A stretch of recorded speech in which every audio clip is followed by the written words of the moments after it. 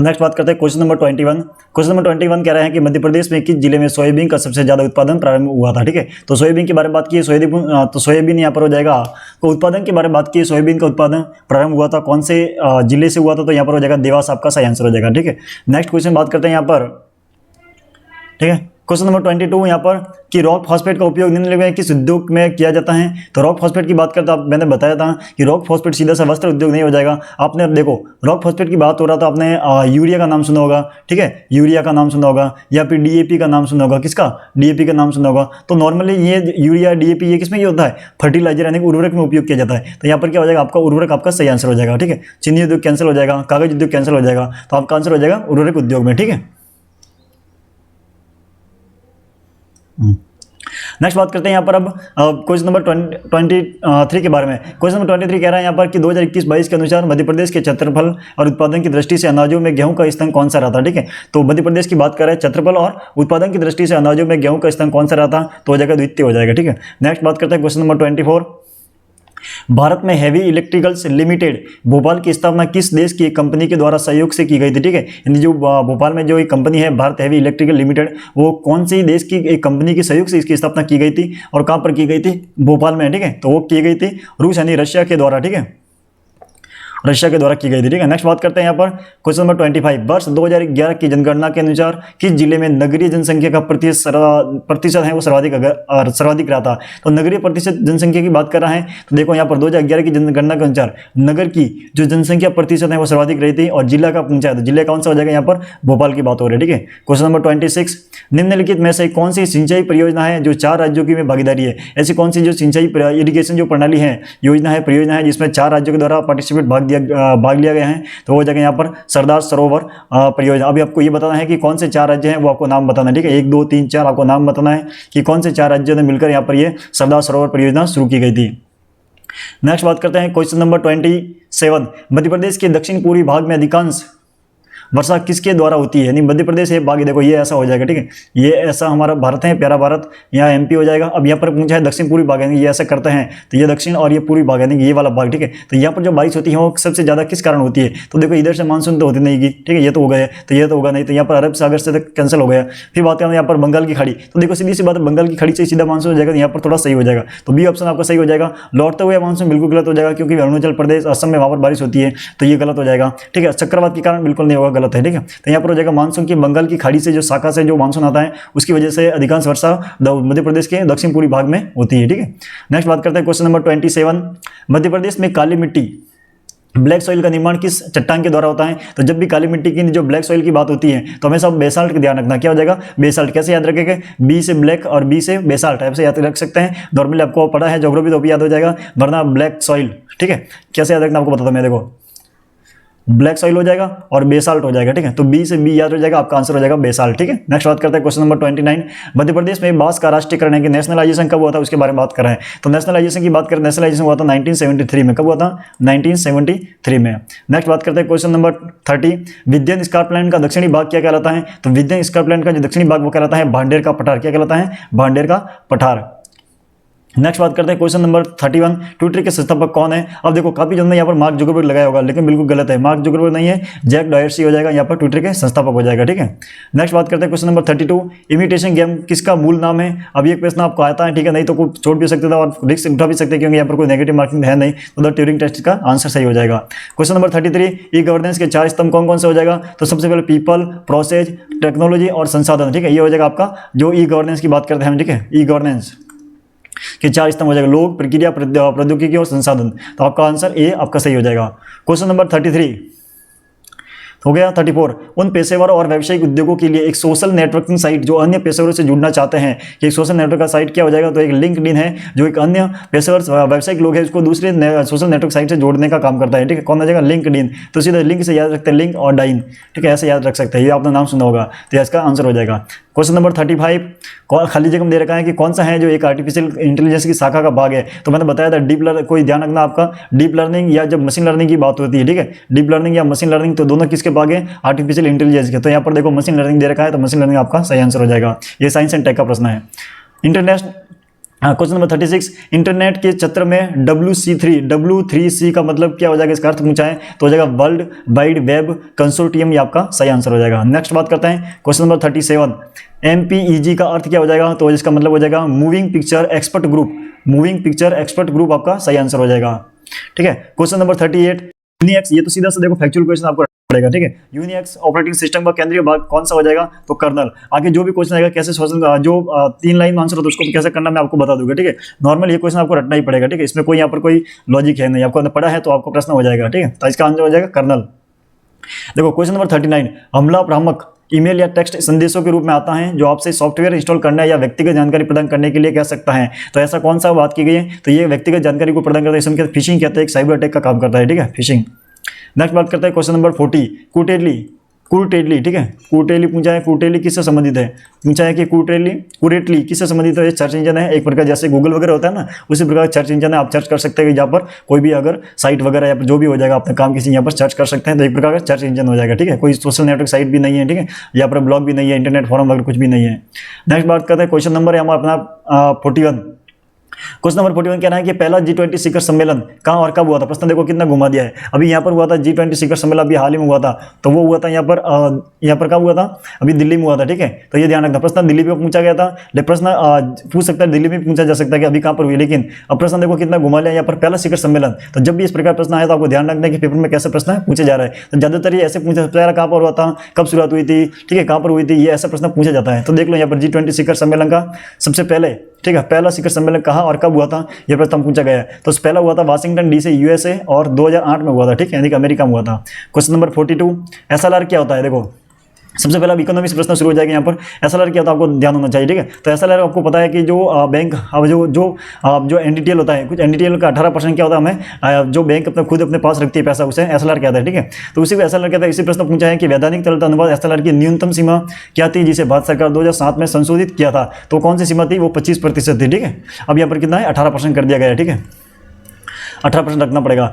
43 सितंबर question number 43, सितंबर 2023 के अंत में सकल घरेलू उत्पाद GDP में बाह्य ऋण का अनुपात क्या था, यानी कि जो GDP के अनुपात में बाहर से हम ऋण ले रहे हैं उसका अनुपात कितना है। तो सितंबर 2023 के अंत तक था 18.6% हम जो GDP की तुलना में बाहर से ऋण ले रहे हैं। ठीक है, नेक्स्ट बात करते हैं क्वेश्चन नंबर 44 कह रहे हैं कि 2017-18 में भारत के सभी कारखानों का कितना प्रतिशत मध्य प्रदेश में स्थित है। तो इसका कोई आंसर, फैक्चुअल आंसर सही बैठ नहीं रहा है। ठीक है, तो ये बाद में आपको स्किप कर देंगे, ये क्वेश्चन आपका स्किप हो जाएगा। ठीक है, जो भी MBPCS जो भी आपका एग्जाम मानेगा या तो इसका आंसर देगा या फिर जो भी आपका बोनस में मिलेगा, लेकिन इसका मैं आंसर अभी कोई नहीं बताऊंगा। ठीक है, तो इसका थोड़ा कट कर देना। ठीक है, क्वेश्चन नंबर 45 कहना है कि मध्य प्रदेश सरकार की उन्नति जो एग्री GIS परियोजना है वो किसके लिए है। तो ये कृषि के लिए हो जाएगा, और ये क्या, कृषि के पूर्व सूचना आधारित निर्णय लेने में सुविधा देती है, प्रदान करने के लिए उपग्रह इमेजरी और ड्रोन डेटा, यानी ड्रोन के बारे में बात की है, जैसे किसान को ड्रोन देने की बात हो रही है, ड्रोन टेक्नोलॉजी के बारे में, उससे संबंधित। ठीक है, तो ड्रोन डेटा जैसे प्रौद्योगिकी के उपयोग करने के लिए यहाँ पर ये उन्नति योजना शुरू की गई है मध्य प्रदेश सरकार के द्वारा।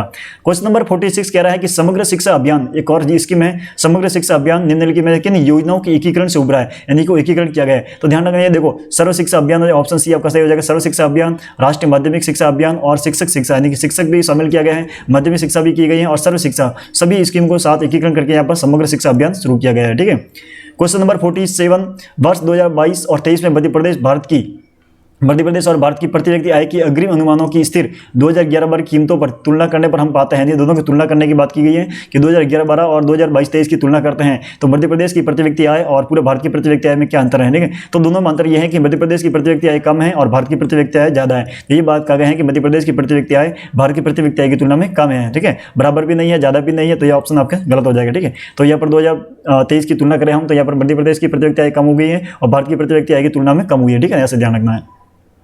नेक्स्ट बात करते हैं क्वेश्चन नंबर 48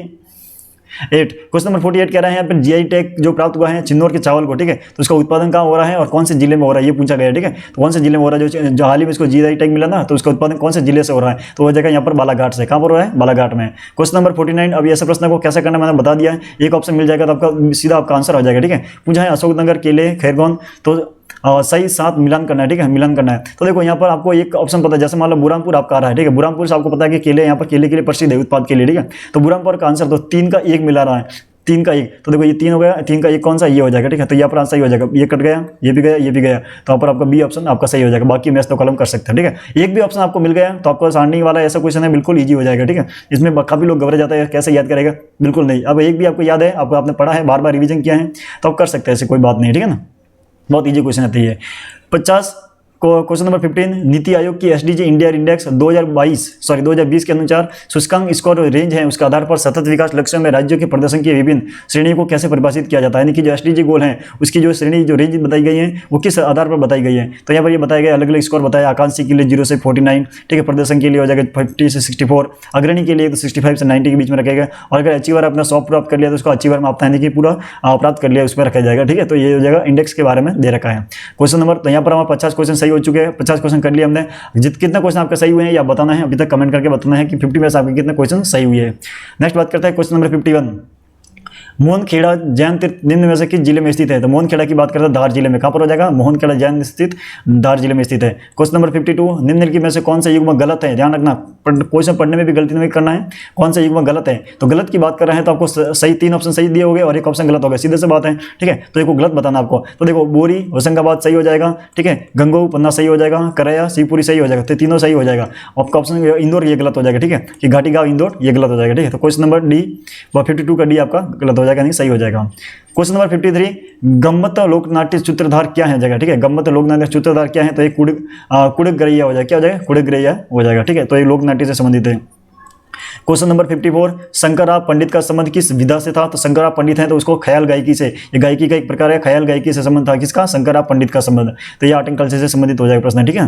तो देख लो, ये आर्ट एंड कल्चर से पूछा गया है, ठीक है। इकोनॉमिक्स से पूछा गया है, पॉलिटिक्स से पूछा गया है, हिस्ट्री से, अभी हिस्ट्री के प्रश्न शुरू होने वाले हैं। क्वेश्चन नंबर 55, निम्नलिखित में स्वतंत्र सेनानियों के उनके क्रांति के चित्र से सम्मिलित कीजिए। जो क्रांति दे रखी है उसके सामने आपके जो स्वतंत्र सेनानी दे रखे हैं और उसके स्थान दे रखा है, उसको मैच करना है। तो देखो, सीधा सा ऑप्शन दे रखा है, राजा मर्दन राव नेमावर के थे, बिल्कुल सही है। राजा दौलत सिंह भानपुर के सही है, राजा बख्त अली शाहगढ़ से सही है, और मुराद अली महू से सही है। तो 4 ऑप्शन मैच तो कॉलम ही दे रखा है, आपको कोई यहाँ पर छेड़छाड़ करने की जरूरत नहीं है। तो आपको बी ऑप्शन सही हो जाएगा, 1, 2, 3 और 4, ठीक है। क्वेश्चन नंबर 56, नर्मदा नदी का साहित्यिक संदर्भ सर्वप्रथम कहाँ मिलता है। एंशिएंट के क्वेश्चन शुरू हो चुके हैं, ठीक है। एंशिएंट, तो नर्मदा नदी का साहित्यिक स्रोत का संदर्भ सबसे पहले कहाँ मिलता है, अग्निपुराण में मिला जाता है, ठीक है, अग्निपुराण मिलता है। क्वेश्चन नंबर 57, ताम्र पाषाण युगीन जो स्थल है इसमें वराहमिहिर का जन्म स्थल कहा जाता है, ठीक है। तो किस ताम्र पाषाण युग को कहा जाता है, तो वो कहा जाता है किसको, कायथा को। किसको कहा जाता है, कायथा को यहाँ पर कहा जाता है।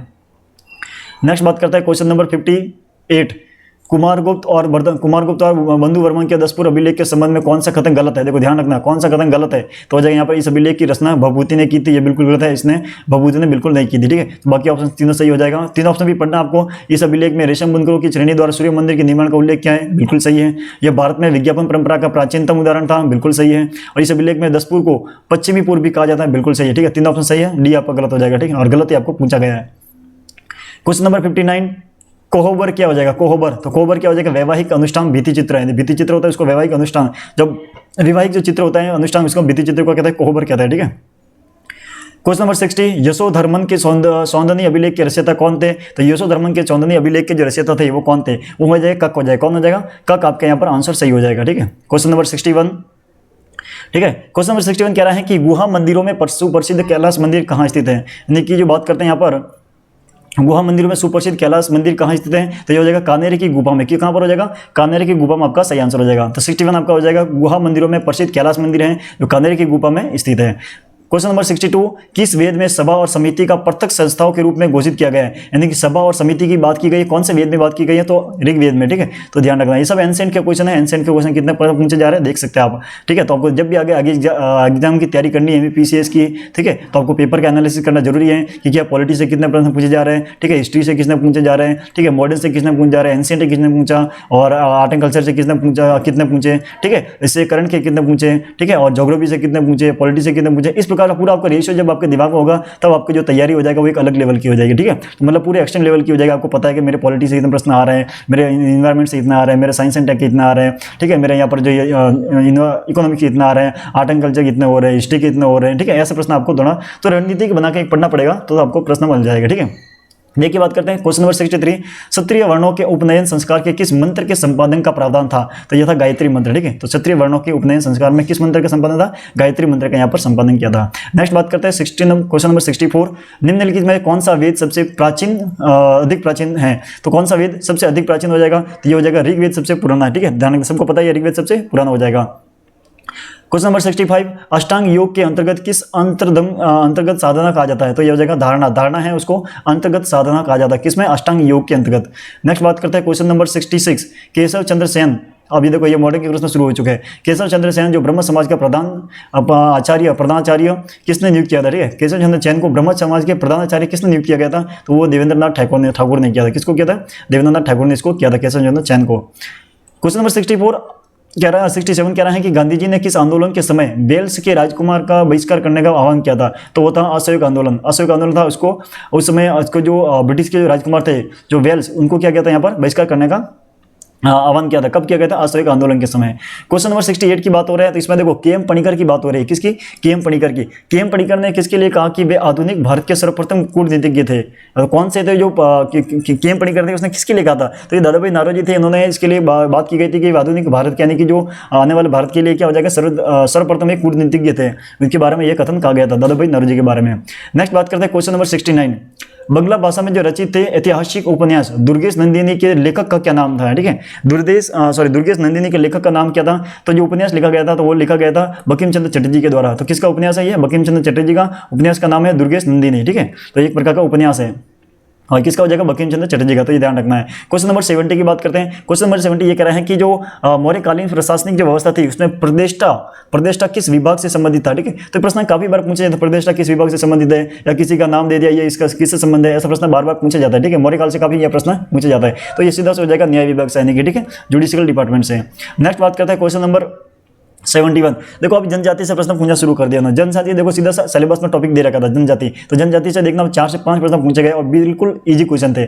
सबसे पहले क्वेश्चन नंबर 71, बिरहा की बात हो रही है। ठीक है, बिरहा किस आदिवासी जनजाति के महिलाओं का लोकप्रिय गीत है? और लोकप्रिय गीत की बात यानी लोकगीत की बात हो रही है, तो हो जाएगा गोंड जो जनजाति होती है, ठीक है, उसकी बात हो रही है। ठीक है, तो ये हो जाएगा बिरहा किस जनजाति के महिलाओं का लोकप्रिय लोकगीत है, तो हो जाएगा गोंड जनजाति का। ठीक है, क्वेश्चन नंबर 72 कह रहा है कि मध्य प्रदेश सरकार द्वारा आदिवासी लोक और पारंपरिक कलाओं के लिए महिलाओं को कौन सा सम्मान दिया जाता है? तो महिलाओं को सम्मान दिया जाता है राष्ट्रीय देवी अहिल्या सम्मान। कौन सा? राष्ट्रीय देवी अहिल्या सम्मान, आपको ध्यान रखना है। ठीक है, नेक्स्ट बात करते हैं क्वेश्चन नंबर 73, भारतीय साहित्य में जनजातीय जीवन की संस्कृति परंपरा और विशिष्टताओं के लेखन के लिए कौन सा सम्मान दिया जाता है? अब देखो ये भारतीय साहित्य में जनजातीय कल्याण की बात हो रही है, जनजातीय जीवन की सांस्कृतिक और परंपरा विशिष्टताओं का लेखन के लिए कौन सा सम्मान दिया जाता है? तो ये हो जाएगा राष्ट्रीय देवी अहिल्या सम्मान। कौन सा? राष्ट्रीय देवी अहिल्या सम्मान दिया जाता है। क्वेश्चन नंबर 74, मध्य प्रदेश में आदिवासियों के लिए स्वरोजगार योजना, ध्यान रखना योजना काफी योजना पर 3 से 4 प्रश्न पूछे जा चुके हैं। ठीक है, तो स्वरोजगार योजना के किन के नाम से चल रही है? तो ये हो जाएगा बिरसा मुंडा के नाम पर चलाई जा रही है। ठीक है, बिरसा मुंडा के नाम पर कौन सी योजना चलाई जा रही है? स्वरोजगार योजना। कहां पर चलाई जा रही है? एमपी में। किसके लिए चलाई जा रही है? आदिवासियों के लिए। ठीक है, तो इस प्रकार आपको याद रखना है। क्वेश्चन नंबर 75, जनजाति कार्य विभाग प्रकाशक प्रतिष्ठान वन्या का जो स्थापना है, वन्या ठीक है क्या है? जनजातीय कार्य विभाग जनजातीय कार्य विभाग प्रकाशक प्रतिष्ठान वन्या एक नाम है। ठीक है, जिसकी स्थापना कब की गई थी? इसकी गई थी 1980 में। कब की गई थी? 1980 में इसकी स्थापना की गई थी। क्वेश्चन नंबर 76, महानायक टंटिया मामा किस आदिवासी जो जनजाति उससे संबंधित है? देखो जनजाति से 3 से 14 प्रश्न पूछा है। ठीक है, ये जो भील जाति से संबंधित हो जाएगा, किससे हो जाएगा? भील जाति से इसका संबंध हो जाएगा। क्वेश्चन नंबर 77, स्वतंत्र सेनानी रघुनाथ सिंह मंडलोई का जो संबंध है किससे हो जाएगा? तो इसका संबंध हो जाएगा भिलाला जनजाति। देखो अभी तक यहाँ पर 4 से 5 क्वेश्चन यहाँ पर जनजाति से संबंधित पूछा है, तो देख लेना जब भी आगे एमपीपीसीएस की आप तैयारी करो तो यहाँ पर इसको जनजाति को बिल्कुल स्किप नहीं करना है। यहाँ से 5 से 6 क्वेश्चन आपको मिल जाएगा। ठीक है, तो स्वतंत्र सेनानी जो रघुनाथ सिंह जो मंडलोई था उसका संबंध किससे? भिलाला जनजाति से था। ठीक है, क्वेश्चन नंबर 78 कह रहा है कि भीमा जनजाति के लोग मध्य प्रदेश के किस जिलों में निवास करते थे? और भीमा जनजाति की बात हो रही है तो किस जिलों में निवास करते हैं? तो ये जिला हो जाएगा रीवा और सतना में कौन सी जनजाति है? भीमा जनजाति। ठीक है, नेक्स्ट बात करते हैं क्वेश्चन नंबर 79। क्वेश्चन नंबर 79 कह रहा है कि स्वर्गीय बादल भाई जो जिसकी हाल ही में डेथ हुई है, स्वर्गीय बादल भाई कौन थे? तो एक सीधी सी बात है, अभी डेथ नहीं पहले वाले हैं, तो इनको कोई समाज सेवी भी नहीं थे, कोई संगीतकार नहीं थे या फिर कोई कलाकार नहीं थे, ये थे आदिवासी स्वतंत्र सेनानी थे। ठीक है, जिसका बादल भाई के नाम से जाना जाता है। ठीक है, नेक्स्ट बात करते हैं क्वेश्चन नंबर 80, मांडवरा त्योहार खाली जगह द्वारा मनाया जाता है। तो मांडवरा त्योहार किन की जनजाति के द्वारा? तो गौंड जनजाति के द्वारा एक त्योहार मनाया जाता है जिसे मांडवा त्योहार कहते हैं, ठीक है। मांडवा त्योहार किसके द्वारा? गौंड जनजाति के द्वारा यहाँ पर ये मनाया जाता है, एक त्योहार, एक प्रकार का त्योहार हो जाएगा, ठीक है। प्रश्न घुमा भी सकता है कि गौंड जनजाति के द्वारा कौन सा त्योहार मनाया जाता है, तो ऑप्शन आपको दे देगा, ऐसे भी आपको याद कर सकते हैं, ठीक है। प्रश्न किसी भी प्रकार घुमा भी सकता है। क्वेश्चन नंबर 81, निम्नलिखित में से किस मामले पर भारत के, आप देखो पॉलिटी के यहाँ पर क्वेश्चन शुरू हो चुके हैं, किसके? अब पॉलिटी के क्वेश्चन शुरू हो चुके हैं। बात करते हैं निम्नलिखित में से किन मामलों में भारत के सर्वोच्च न्यायालय ने दोनों में से संघर्ष की स्थिति की राज्य, यानी कि जब ये सीधा सा पूछा कि डीपीएसपी और मौलिक अधिकार की व्यापकता की घोषणा की है, तो इसको जो डीपीएसपी और जो डीपीएसपी यानी कि डीपीएसपी और जो फंडामेंटल राइट है, इन दोनों की जो रिलेशन की बात की है, तो कौन सा जो केस था उसके बाद बात की गई थी, तो ये हो जाएगा मद्रास राज्य बनाम संपकदम द्वारा जो राज था 1971, ठीक है, 1951 में, अब इस केस में इसकी बात की गई थी, किसमें? आज के जो डीपीएसपी और फंडामेंटल राइट के बारे में बात की गई थी, ठीक है। क्वेश्चन नंबर 82, निम्नलिखित में कौन सा सही नहीं है? ध्यान रखना, प्रश्न पढ़ते समय आपको ध्यान रखना है कि प्रश्न पूछा है कि सही नहीं है, आपको बताना है। देखो अभी पॉलिटी का क्वेश्चन है, सीधा सा पूछा है कि मुख्य चुनाव आयुक्त और अन्य चुनाव आयुक्तों के बीच मतभेद की स्थिति होती है, इसमें मामले में निर्णय विधि आयोग के द्वारा किया जाता है। बिल्कुल गलत है, विधि आयोग नहीं, यहाँ पर सुप्रीम कोर्ट का काम होता है, ठीक है। तो ये हो जाएगा आपका गलत हो जाएगा, यानी कि आपका ऑप्शन ए सही हो जाएगा। दूसरा बी, चुनाव आयुक्त को मुख्य चुनाव आयुक्त की सिफारिश के अलावा उनके पद से हटाया नहीं जा सकता, बिल्कुल सही है। मुख्य चुनाव आयुक्त और अन्य चुनाव आयुक्त को समान शक्ति प्राप्त है, बिल्कुल सही है। चुनाव आयुक्त का कार्यकाल है वो उनके पद ग्रहण करने की तिथि से 6 वर्ष या 65 वर्ष की आयु तक होता है, बिल्कुल सही है। तो 3 ऑप्शन सही हो जाएगा। हमें पूछा है गलत कौन सा है, तो आपका ए आपका सही हो जाएगा, ठीक है।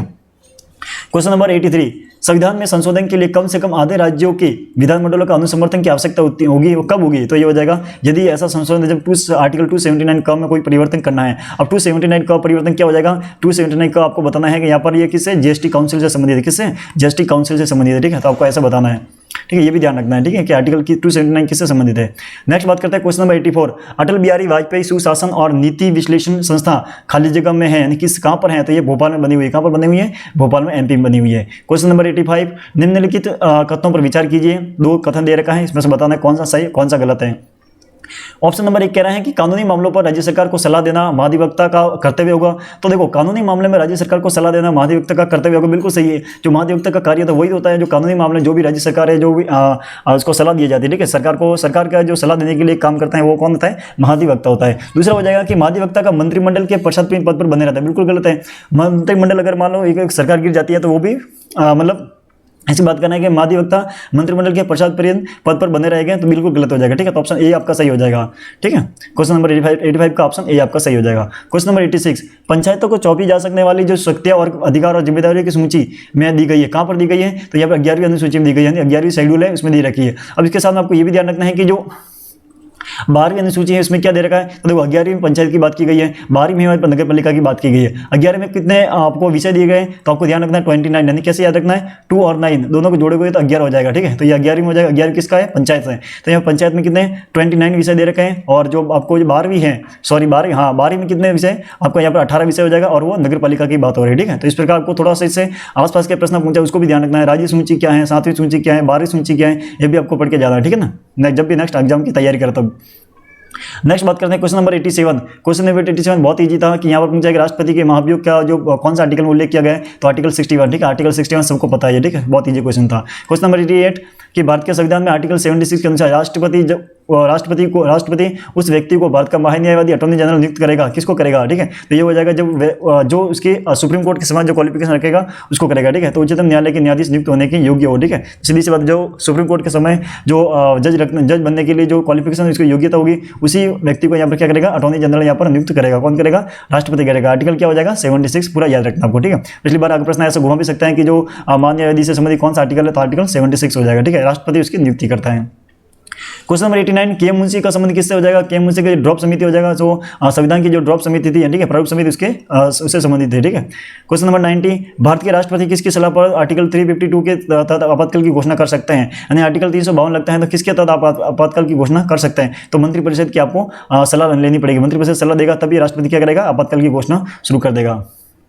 आर्टिकल 91 सॉरी क्वेश्चन नंबर 91 कह रहा है कि मनुष्य में गुणसूत्र संख्या 21 की ट्राइसोमी के कारण होने वाला विकार कौन सा है, ठीक है। तो ये हो जाएगा डाउन सिंड्रोम, ठीक है। ये बीमारी के बारे में पूछा है कि इससे कौन सा रोग होता है, डाउन सिंड्रोम, ठीक है। क्वेश्चन नंबर 92 राष्ट्रीय स्वास्थ्य नीति योजना 2017 ने स्वास्थ्य में सुधार के लिए 7 प्राथमिकता वाले क्षेत्रों पर समन्वित कार्रवाई की पहचान की है। दिए गए विकल्प में कौन सा 7 प्राथमिकता वाले क्षेत्रों में अंतर्गत नहीं आता है, ध्यान रखना, नहीं, नॉट की ध्यान रखना, नॉट पूछा है, ठीक है। तो ये हो जाएगा आपका अन्नपूर्ण योजना है, इसमें नहीं आता है। निर्भया नारी आता है, यात्री सुरक्षा, स्वच्छ भारत अभियान, तीनों इसमें आता है, ठीक है। ये अन्नपूर्ण योजना इसमें नहीं आता है, क्योंकि अन्नपूर्ण योजना ये खाने से संबंधित है, ठीक है। इसमें ये बिल्कुल ये सफाई से हो जाएगा। ये यात्री सुरक्षा जो भी आप ट्रैवलिंग करते उसके लिए सुरक्षा से हो जाएगा, सिक्योरिटी की हो जाएगा। निर्भया नारी आपको पता है जो फंड बनाएगा, निर्भया फंड बनाएगा तो जो घटना होती है उसके बाद में, ठीक है, ये ध्यान रखना है। क्वेश्चन नंबर 93 की बात करते हैं। क्वेश्चन नंबर 93 कहना है कि किस दाल का लगातार सेवन करने से लेथेराइज्म नामक रोग हो जाता है। अब देखो, जब ज्यादातर सेवन करने से एक रोग भी हो जाता है, तो ऐसी कौन सी दाल है जिसका लगातार सेवन नहीं करना चाहिए, तो वो जाएगा खेसारी दाल, ठीक है। इससे ज्यादातर अगर सेवन करोगे तो आपका लेथेराइज्म नामक रोग हो सकता है। क्वेश्चन नंबर 90, ठीक है, 93 हो गया। 94 क्वेश्चन नंबर 94 कह रहा है कि भारत सरकार ने जल प्रदूषण अधिनियम जो बनाए गए हैं उसका एक्ट कौन सा है और ये कब बनाया था, ये 1974 में। कब बनाया था, 1974। ये इन्वायरमेंट का क्वेश्चन शुरू हो चुका है, ठीक है। Question number 95 SDG India index के बारे में पूछा है कि 2018 के अनुसार एसडीजी 1, एसडीजी 2 और एसडीजी 9 को दर्शाना है कि एसडीजी 1 क्या है, एसडीजी 2 एसडीजी 9 क्या है। तो यहाँ पर देखो एसडीजी 1 हो जाएगा एसडीजी गोल, गरीबी की बात हो रही है, ठीक है, भूखमरी की बात हो रही है, ठीक है, एसडीजी 2। और तीसरा हो जाएगा जो एसडीजी 9 है वो हो जाएगा उद्योग, नवाचार और बुनियादी ढांचे की बात करता है, ठीक है। तो आपको जो एसडीजी 1 से लगकर एसडीजी जो 17, 18 जितने भी हैं वो आपको ध्यान रखना है और आपको पूरा पढ़ना है, ठीक है। हर बार यहाँ से प्रश्न पूछा जाता है।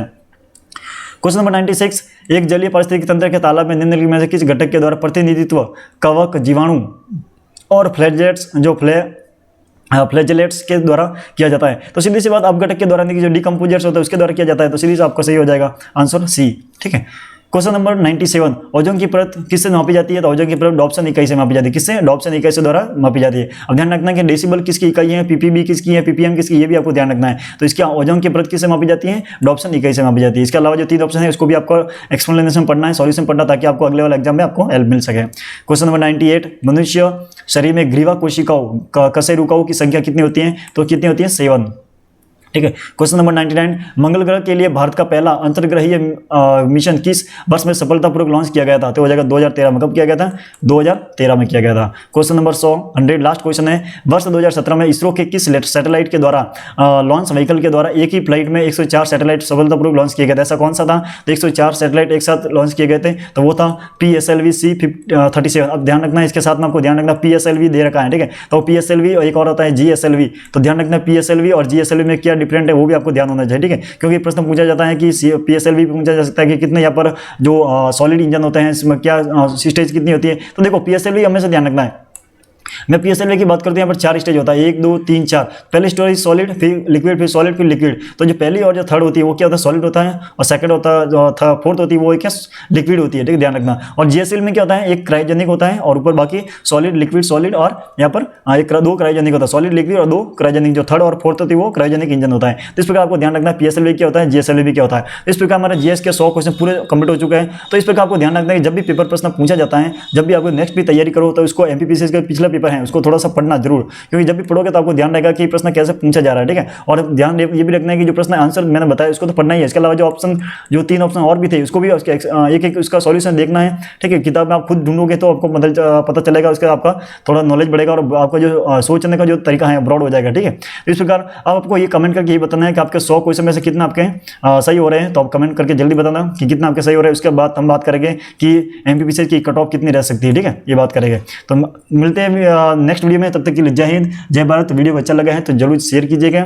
और इसके बाद हम बात करेंगे UPSC का जो CSET का प्रश्न है उसके भी हम सॉल्यूशन लेके आएंगे, GS का भी लेके आएंगे, ठीक है। उसमें थोड़ा टाइम लगेगा मुझे, ठीक है। तो अगर आपको वीडियो पसंद आया है तो वीडियो को शेयर कीजिए और ज़्यादा से ज़्यादा अपने फ्रेंड तक पहुंचाइए। मिलते हैं नेक्स्ट वीडियो में, तब तक के लिए जय हिंद जय भारत।